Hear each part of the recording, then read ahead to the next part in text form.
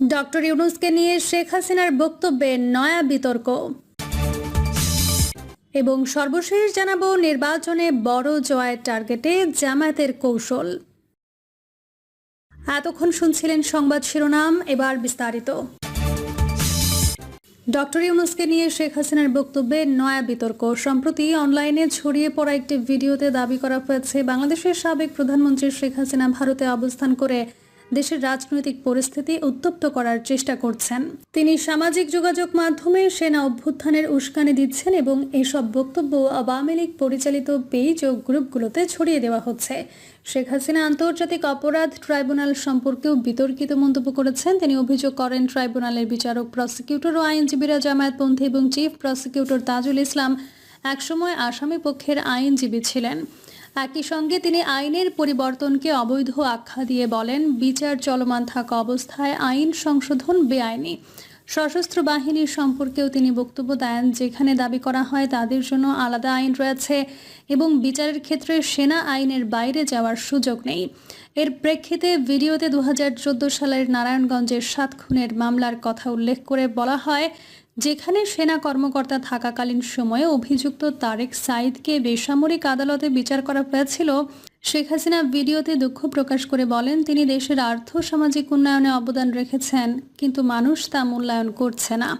তিনি দাবি করেন তিনি কখনো পদত্যাগ করেননি এবং তার কাজগুলো ভালো হলেও তাকে খারাপ হিসেবে চিত্রিত করা হচ্ছে।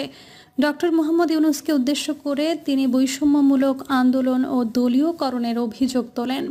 তিনি বলেন, ইউনূসের সহযোগীরা নাদুস নুদুস হয়ে গেছেন এবং বিপুল পরিমাণ অর্থ উপার্জন করেছেন। ডক্টর ইউনূসের কোনো সাংবিধানিক ভিত্তি নেই, বরং তিনি বিদেশি অর্থ প্রভাব কাজে লাগিয়ে দেশের রাজনীতিতে প্রভাব বিস্তার করছেন।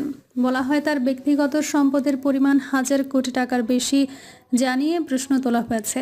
শেষে শেখ হাসিনাকে উদ্ধৃত করে বলা হয়, মানুষকে যত কষ্ট দিয়ে নিজের ক্ষমতা টিকিয়ে রাখার চেষ্টা করা হচ্ছে। তিনি দাবি করেন, ইউনূসের কারণে সশস্ত্র বাহিনীর ভাবমূর্তি আন্তর্জাতিকভাবে ক্ষতিগ্রস্ত হয়েছে। নির্বাচনে বড় জয় টার্গেটে জামায়াতের কৌশল। দেশের রাজনৈতিক অঙ্গনে বর্তমানে অন্যতম আলোচিত নাম জামায়াতে ইসলামী। আওয়ামী স্বৈরাচারের রোষানলে পড়া দলটি জুলাই বিপ্লব পরবর্তী সাংগঠনিক তৎপরতায় খুব দ্রুতই ঘুরে দাঁড়িয়েছে। একই সঙ্গে নিজস্ব গণ্ডি পেরিয়ে সর্বত্রই দলটির জনসমর্থন ও সম্পৃক্ততা অনেক বেড়েছে বলে মনে করছেন রাজনৈতিক বোদ্ধারা। সাম্প্রতিক বিভিন্ন জরিপেও তার বহিঃপ্রকাশ দেখা গেছে। এ অবস্থায় আগামী জাতীয় সংসদ নির্বাচন ঘিরে বড় প্রত্যাশা দলটির।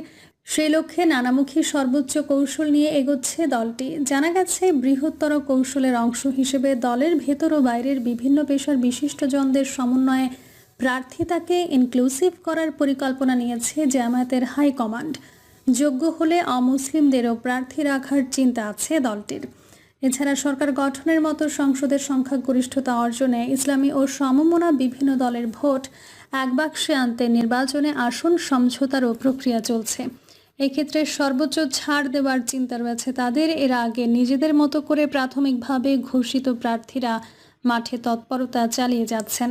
একই সঙ্গে নির্বাচন সুষ্ঠু ও নিরপেক্ষ করতে বিভিন্ন দাবিতে সমমনার 7 দলের সঙ্গে অভিন্ন আন্দোলন চালাচ্ছে দলটি। শুধু তাই নয়, জনরায় পেলে সরকার গঠনের মতো প্রস্তুতিও নিচ্ছে তারা। এজন্য দেশের পাশাপাশি আন্তর্জাতিক মহলেও গ্রহণযোগ্যতা বাড়ানোর নানা প্রচেষ্টা অব্যাহত রয়েছে বলে জানা গেছে। যদিও জামায়াতের উদ্যোগে সম্ভাব্য ইসলামী ও সমমনাদের জোট প্রক্রিয়া ভেস্তে দিতে একটি মহল নানা তৎপরতা চালাচ্ছে বলে অভিযোগ পাওয়া গেছে। বিশেষ করে আকিদাগত পার্থক্যের কথা বলে হেফাজতে ইসলামের একটি অংশ সহ জামায়াত বিরোধী বিভিন্ন মহল কওমি ধারার ইসলামী দলগুলোকে নানাভাবে চাপ সৃষ্টি করছে।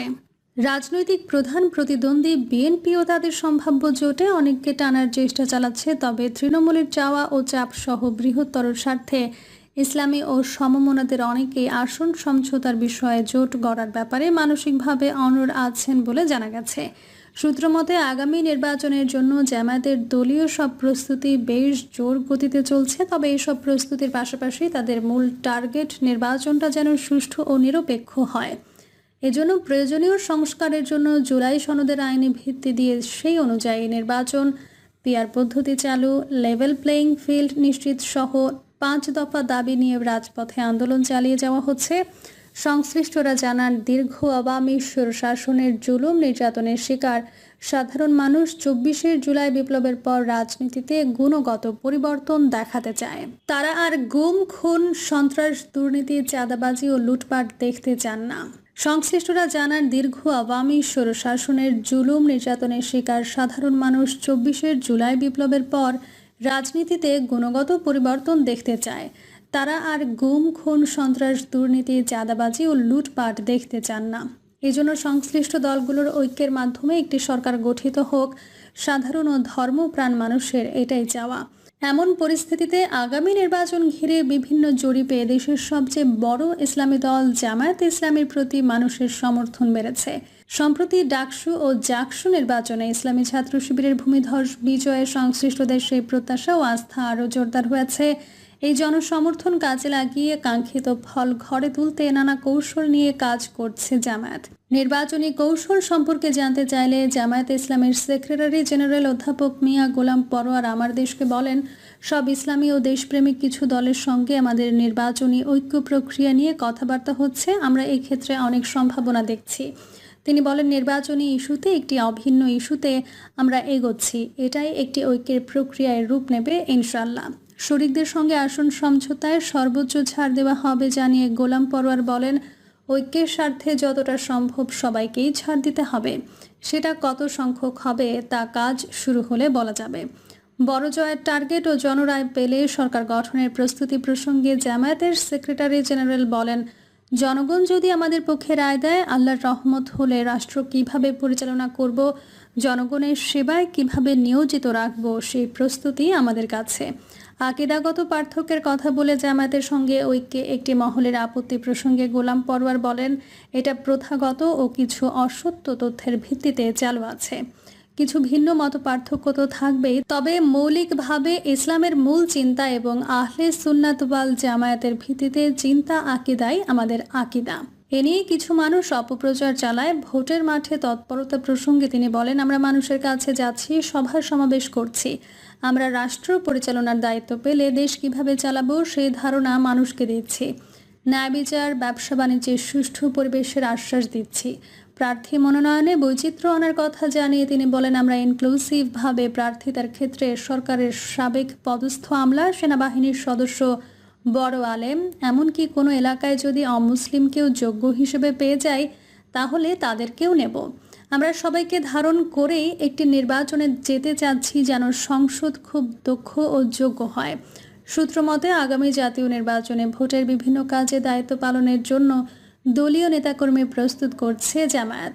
এজন্য সারা দেশে পোলিং এজেন্ট হিসেবে নারী পুরুষ বাছাই করে প্রয়োজনীয় প্রশিক্ষণ দেওয়া হচ্ছে। ভোট কেন্দ্র দখল সহ কোনো কারচুপি যাতে না করতে পারে সেই জন্য তৎপর থাকবে দলটি। এই প্রসঙ্গে দলটির আমির ডক্টর শফিকুর রহমান ঢাকা ১৫ নির্বাচনের সংযোগকালে ভোট কেন্দ্রগুলো শক্তভাবে পাহারা দেওয়ার আহ্বান জানিয়ে বলেন, আমরা চাই ভোট সুষ্ঠু ও নিরপেক্ষ হোক।